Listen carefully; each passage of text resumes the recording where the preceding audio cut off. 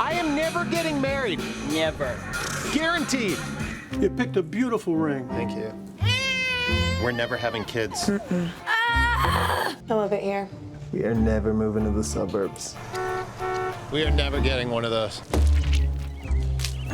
We're never having another kid. I'm pregnant. I'm never letting go.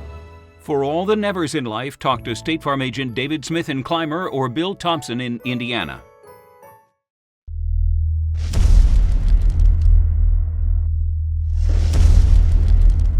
Hello, I'm Carly Krouse of the Indiana Gazette, and welcome to the final regular season edition of our high school football preview show. We're reporting this week from Northern Cambria High School, home of the Colts. Many area teams will wrap up their seasons in Week 10, while other teams will continue to gear up for the playoffs. Apollo Ridge could be a wild card in the WPIAL Class AA playoffs. The Vikings drew the 13th seed in a 16-team field, but they're a very dangerous low seed. The Vikings are 6-3, but two of their losses came when they played without running back Dwayne Brown, who's rushed for nearly 1,400 yards in only 6 games. Since his return from a concussion, Apollo Ridge has won 4 straight.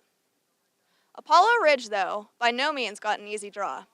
The Vikings play at 4th-seeded Beaver Falls, which is 8-1 and coming off its only loss, a 50-38 loss to Aliquippa, the top-ranked team in the state. West Shamokin didn't make the WPIAL playoffs, but the Wolves are playing a 10th game against a Heritage Conference team that still has District 6 playoff aspirations.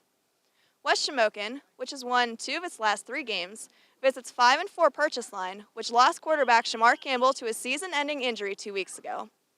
The Red Dragons are coming off a 45-0 loss to Penns Manor and need a win Friday to have a chance to get in the District 6 Class A playoff field. All Heritage Conference teams face non-conference opponents this week.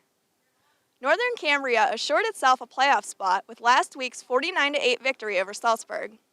The Colts are 6-3, with 3 losses coming to teams with a combined 24-3 record.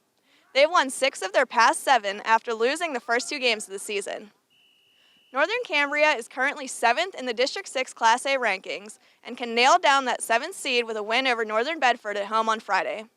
The top 8 teams make the playoffs, and the Colts have locked down at least the number 8 spot. Running back Chris Rippin rushed for a career-high 153 yards in last week's win. Penns Manor plays against Keystone for the 4th straight year, and the Comets are looking to finish up an undefeated regular season. They already won the Heritage Conference Championship and secured a playoff berth. The Comets are still in the number 3 spot in the District 6 Class A rankings after last week's win and are number 7 in the state rankings.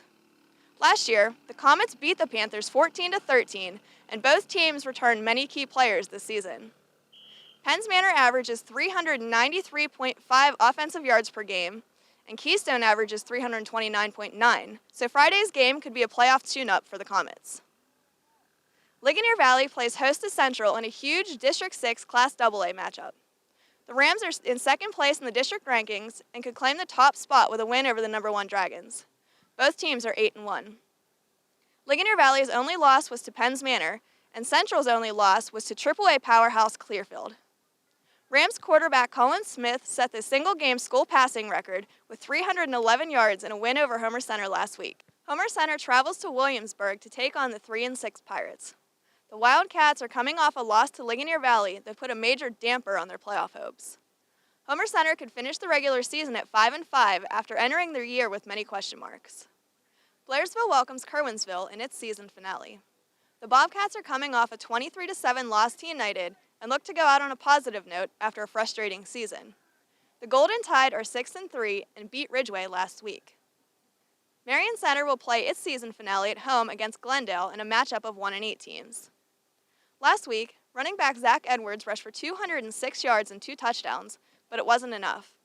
The Stingers committed 4 turnovers and lost 24-20 to St. Joseph's. On Saturday, United plays host to Farrell to wrap up the Lions' turnaround season.